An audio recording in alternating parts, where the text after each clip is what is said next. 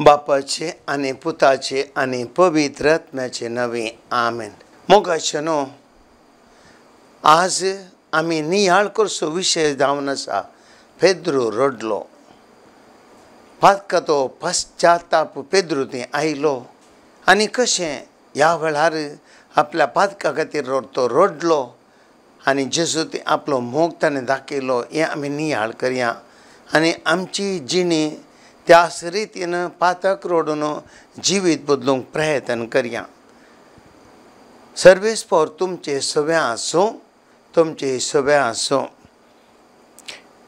लुका प्रमाणे जेजू क्रिस्ताची शुभ वार्ता महिमा तुका येसुमिया. उपरांत तांणी जेजूक धरून श्रेश्ठ याजकाच्या घरा व्हेलो. पेद्रू पयशे लावन ताच्या फाटल्यान गेलो. आंगणांत मोदेंच आकटें घालून भोंवतणी ते बसून आसतना ताचे मोदें घात पेद्रूय वचून बसलो.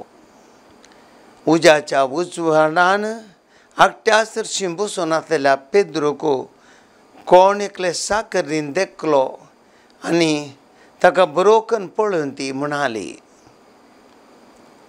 ही वय ताचे सांगता आसतालो. पूण ताणें ना करून म्हळें, स्त्रिये हांव ताका वळखच ना. थोड्या वेळा उपरांत आनी एकल्यान ताका पळयलो आनी म्हळें, तूंय तांचे मदलो एकलो. पेद्रून जाप दिली, हळया हांव न्ही. उपरांत चड एक वरा उपरांत आनी एकलो भासून म्हणूंक लागलो, खंडी जावन वो ताचे सांगता आसतालो, कित्याक वय गलिलयाकार. पूण पेद्रू म्हणालो, हळया तूं कितें म्हणटाय तें म्हाका समजना. आनी तेच घडये तो उलोवन आसतनाच कोंब्यान सात घालो. तवड सोम्यान पाटींक घुंवन पेद्रूचेर दिश्ट घाली, आज कोंब्यान सात घालचे आदीं तूं म्हाका 3 फावटी ना करतलोय.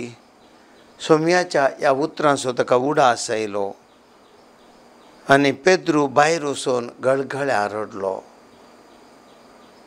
देवाचें उतर ये वाकणी तुका क्रिस्ता. मोगाचेनो देवाचें उतर आमी आयकलें. ह्या प्राचीन काळार आमी आसां. मनीस हर एकलोय अस्कत आनी आपल्या अस्कतकायेन मनीस सुकोन पडटा.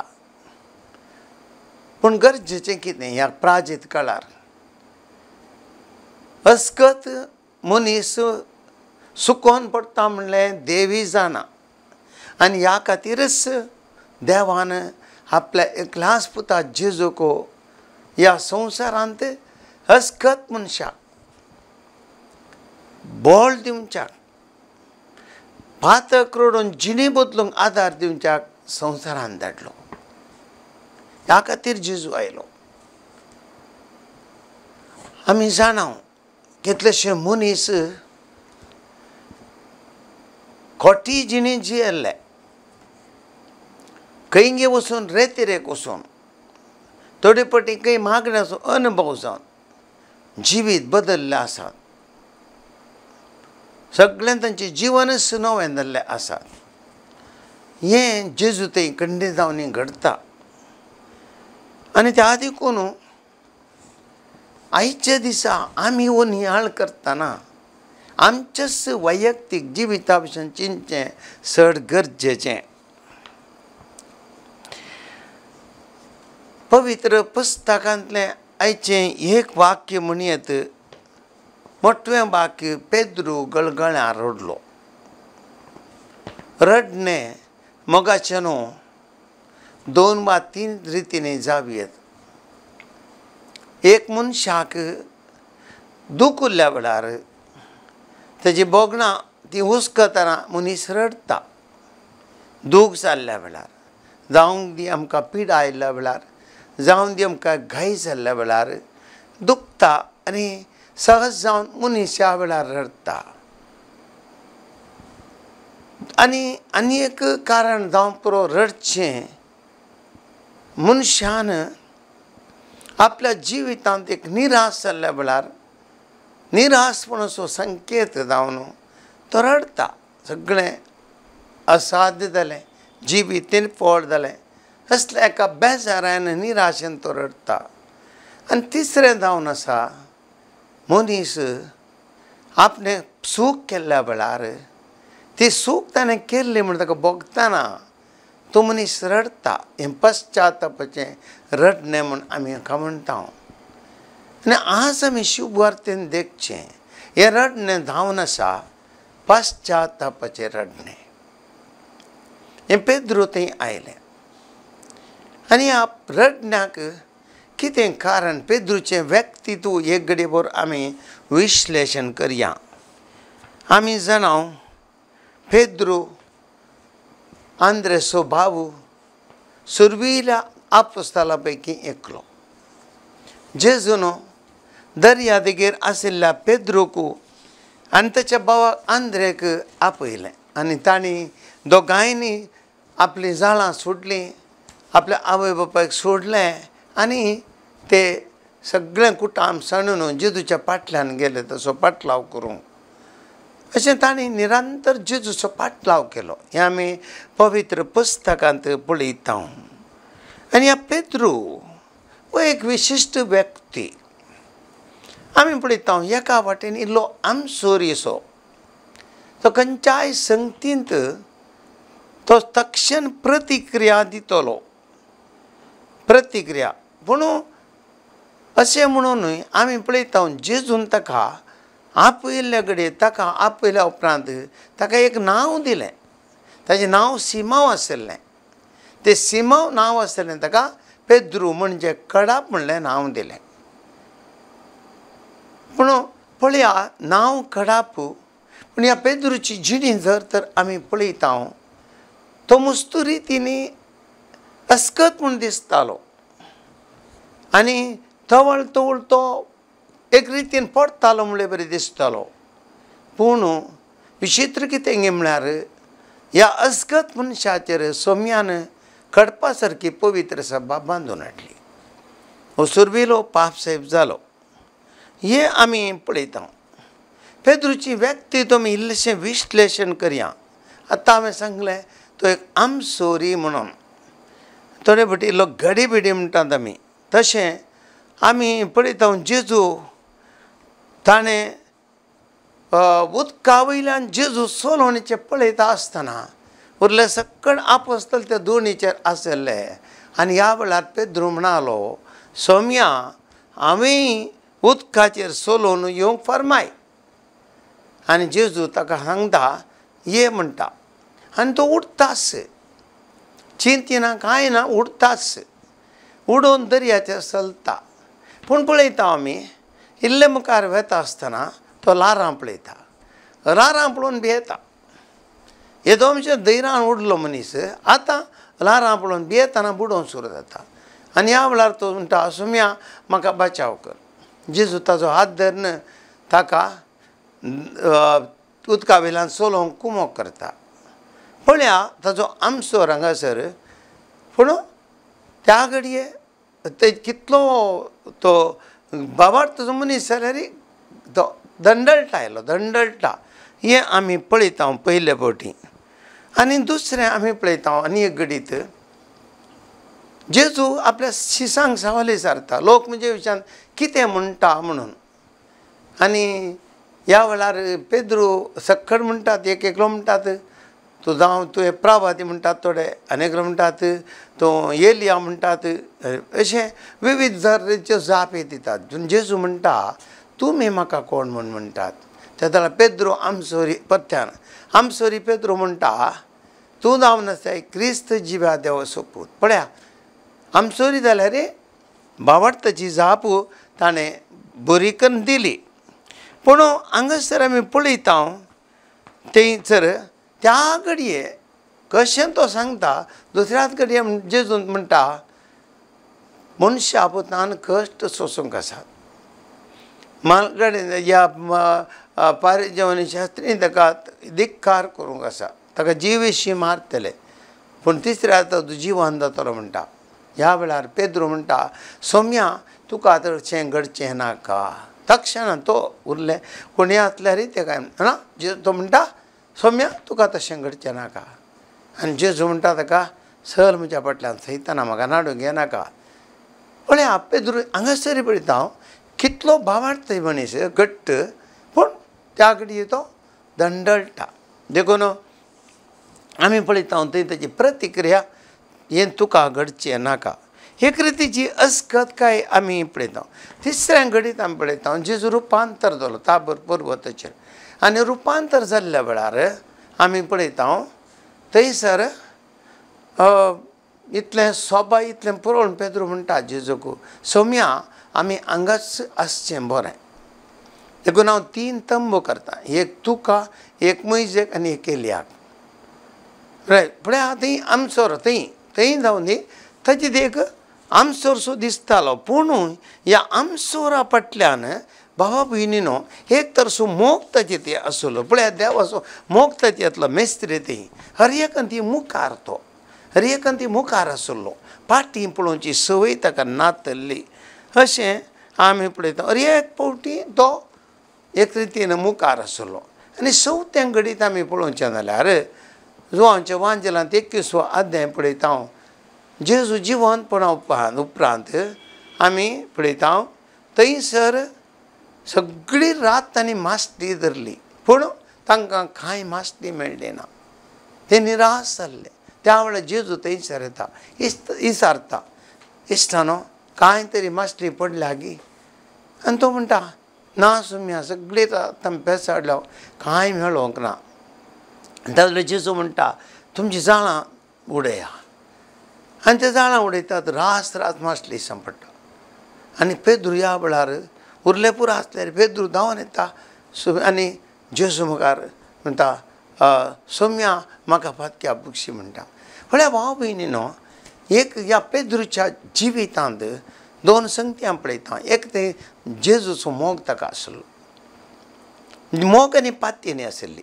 आतां तो कित्याक आमसोरून उडतालो गे म्हळ्यार ताका जेजूचेर पातयेनी आशिल्ली. पातयेनी आसा उडतालो तो ताका धैर्य आसलें जेजूचें. एक घडयेकांती तो मुखार आसलो. खंयच्याय फाटीं पळोवची संवय ताका नातिल्ली. थंय ती मोग आसलो ती उर्बा आशिल्ली. आज एका रितीन आमकांय गरजेचें देवाच्या मोगांत आमी भरल्या वेळार आमकांय खंयच्योय संगती करचे म्हणल्यार उर्बा येता. क्रिस्ताच्या मोगांत आमी जिवंक उर्बा येता. पवित्र सभेच्या सेवेंत आमकां म्हणजे मुखार सेवा दिवंक आमकां उर्बा येता. भावार्थ जिवंक आमकां उर्बा येता. मागण्याची उर्बा येता.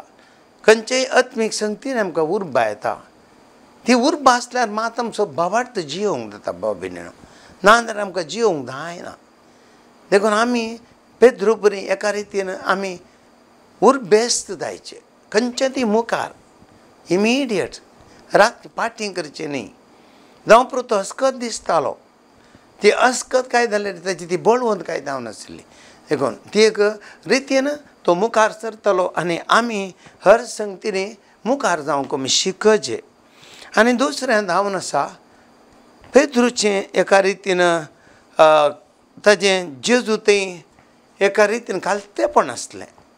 पेद्रू एक कालतो मनीस. तो पळया मासली इतली पडली आनी त्या वेळार ताका भोगलें सौम्या हांव एक पातकी म्हणून वचून जेजूच्या पांयां पडलो. आपूण पातकी म्हूण वळखलो. आपलें उणेंपण तो वळखलो. हें एक विशेश गूण वो म्हळ्यार आमी पाताक वळखोसो. देखून आमी पाताकी रोडोवंक आमी शिकचें भाव भयणीन. थोडे फावटी आमी पाताक रोडोवंक आमी शिकचें कालते तेजें देवा मुखार. त्या वेळार आमचें ती मस्त बरेंपण जाता. देखून आमी पेद्रू बरी एक रितीचें खालतेपणाचो शेगूण आमी जर तर शिकल्या तर मस्त आमी बरें करूंक जाता. परत आमी आनी एक घडीत पळयता पेद्रूच्या जिवितांत तो जेजू बक्षाना विशीं शिकोवन आसलो. आनी ह्या वेळार जेजू पेद्रू म्हणटा चितरता जेजू कडेन सौम्या आमी कितले फावटी बक्षीचे 7 फावटी. जेजू म्हणटा 7 न्ही 7चे 70 फावटी. पळया एक रितीन तो एक त्या रितीन पळयता तो जेजू थंय रेगां ती मुखार देखून ही उर्बा आमची ती आसची गरजेची. आतां मुखलें सवाल, आतां वस्सू पेद्रू कशें आपल्या जिवितांत सुकोवन पडटा. आमी हाच्या आदीं वांजेलां पळयता पेद्रू जेजू हांगा मातेवाच्या वांजेलांत 20व्या अध्यायांत जेजू कडेन पेद्रू म्हणटा, जेजू आपूण कश्टांच्या वेळार त्या वेळार आपण ताका धरतात आनी ह्या वेळार पेद्रू म्हणटा, सोम्या कोणाक जर सकाळां तुजेर दैर सुकत जाल्यार म्हाका तुजेर दैर सुकना, हांव खंडे सूख सोना म्हणटा. देखून एक तर धैर्यान तो उलयता आनी आमी पळयता जेजूक ताका कैद करच्या वेळार वचून माल कसो कांच मेत कातरता तो तालवारीन, इतलें बरें करता, मस्त धैर्य दाखयता, धैर्या दिखता. पूण वस्सू पेद्रू कितें जाता, थोड्याच वेळान ताका बियाचे परिस्थितीना वो पेद्रू इतलो धैर्यादीक मनीस आतां लिपून वचून सुरू जाता. पिलाताच्या राजांगणाक जेजू व्हरतात कैद करून आनी ह्या वेळार थंय रातीचें इव आसा, दग तापोवंक गेल्ल्या वेळार आमी पळयता पयले एका साकरीन ताका तुवें तांचे मदीं एकलो ना ना ना हांव ताका वळखच ना, हांव ताका गोतूच ना, म्हाका गोतूच ना म्हणणार. दुसरे फावटी आनी एकल्यान ताका पळयलो आनी ह्या वेळार ताणें म्हळें ना तूं एक गलिलेकार, तुका आमी तांचे मदीं देखला, ना खंडीत ना, येस हांव ताका वळखच ना म्हणलो. आनी तिसरे फावटी आमी पळयता आनी एक कडेन आनी एकल्यान सांगलें ताका, हा तूं वो तांचे मदीं आसलो, हांवें ताका पळयलो. हांव म्हणला का आळया हांव ताका वळखच ना म्हणलो. 3 फावटी. भाव भयणीनो, क्रिस्तांव जिवितांत असतात काय मस्तू आमचे पेद्रू बरी आमकां येता. ह्या संवसार जिवितांत देवान आमकां कितें करूंक ना, देवान आमचे ती खंयच्या तरान मोग दाखोवंक ना. सक्कडी देव करता, सक्कडी देवान केलां, देवान आमकां सर संगती दिल्यात. पूण हाचे मोह देय हांव आनी तुमी जायते पटी ह्या पेद्रू बरी अस्कस जाता. आमी पेद्रू बरी आमच्या भावार्थान सुकोवन पडटा. आमी जेजू वळखच ना म्हणटा. कश्ट येतना, अनवर येतना, दगदवण येतना कितलींशीं जाणां भावार्थ सांडचे आसात, हांव क्रिस्तांव न्हय म्हणचे आसात. असलें वातावरण आमी पळयता. देखून आज एक आमी सरयेंतल्यान आमी उडास करीत आमच्या क्रिस्तांव भावार्थान आमी कश्टांच्या घडये जेजू सांगता रावचे. कित्याक जेजू आमच्या सांगता रावला. जेजू कश्ट असलेत आमचे खातीर. देखून आमी पेद्रू बरी अस्कस जावचें न्ही. पेद्रू बरी आमी एका रितीन आमचें उणेपण दाखोवचें न्ही. आमी द्रढ रावचें. हें आमकां पयलें लिसांव भाव भयणीनो. पेद्रून ना केलें 3 फावटी. देखून आमी उडास दवरया. जितले फावटी आमी केदाळा आमचो भावार्थ जिवंक इन्कार करता गी, आमच्या भावार्था प्रमाणे जियेन हांव गी, बरे जिणे आमी जियेन हांव गी, त्या वेळा आमी खंडीत जावन आमच्या भावार्थान चुकोवन पडटा. आमी जेजूक इन्कार करता.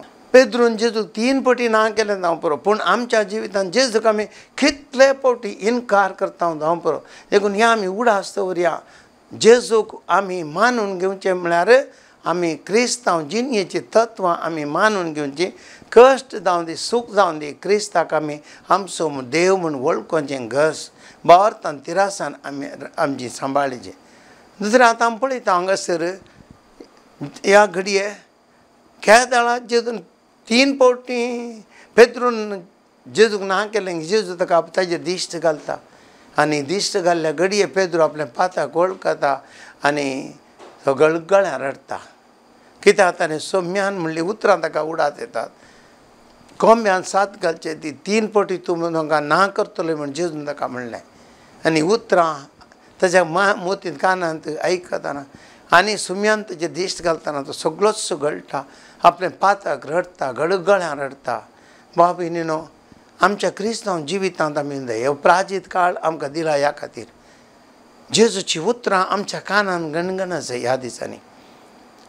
सोम्याचीं उतरां, त्या उतरां फाटल्यान सो मोग, सोम्याचे कश्ट, त्या कश्टां फाटल्यान सो मोग, आमचे थंय देवाचो मोग, देव आमचे थंय करता तीं अजापां, आमचे खातीर ताणें करचें रीख करत, हें आमी उडास काडीचें.